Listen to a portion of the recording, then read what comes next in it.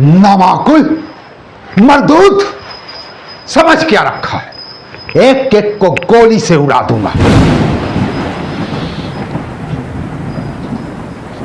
मुझे देखकर लाल लाल आंखों से वो मुझे घूरने लगे।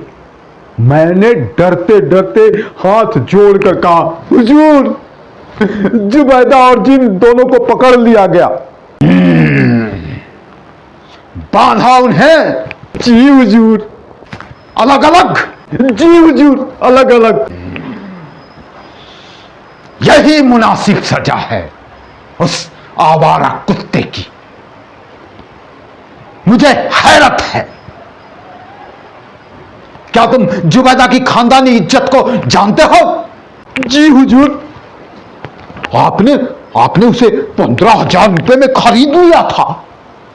खरीद लिया था?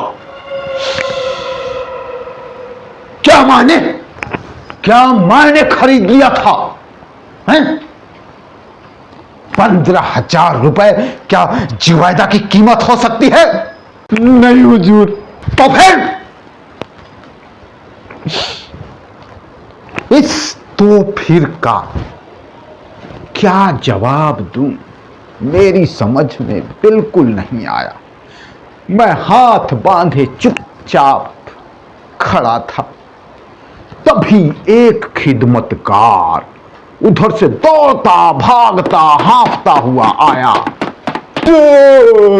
गजब हो गया हुजूर, माधवगंज की कोठी का प्यादा हाथ में लठ लिए खड़ा है। वो कहता है खैरियत इसी में है कि जिम को छोड़ दिया जाए, वरना हंगामा मच जाएगा।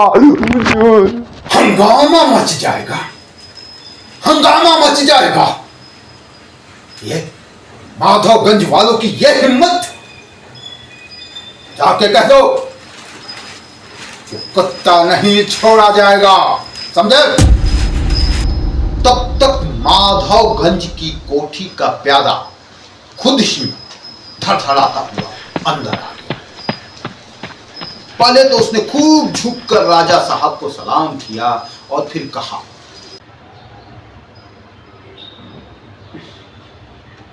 हुजूर, खुद बड़े सरकार ने मुझे भेजा है।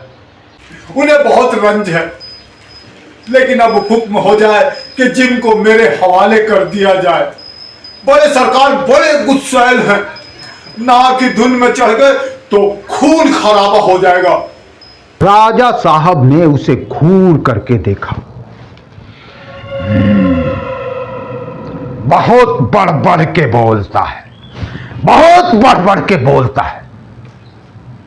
अभी बताता हूं, खून खराबा हो जाएगा, अभी बताता हूं। ये कहकर उन्होंने लठैतों को पुकारा, रामू, गोपी, गुल्लू, दीपा, किसना, अरे कहां मर गए सब, जल्दी आओ।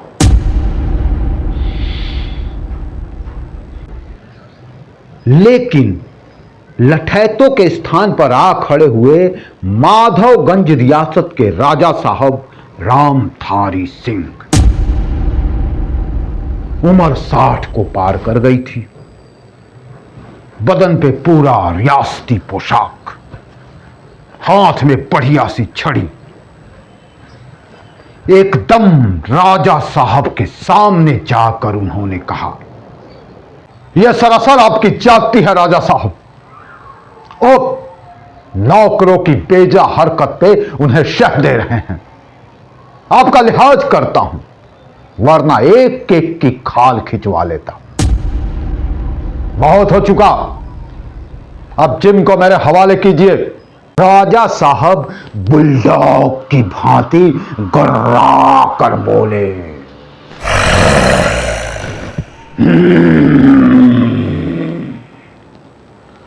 क्या खूब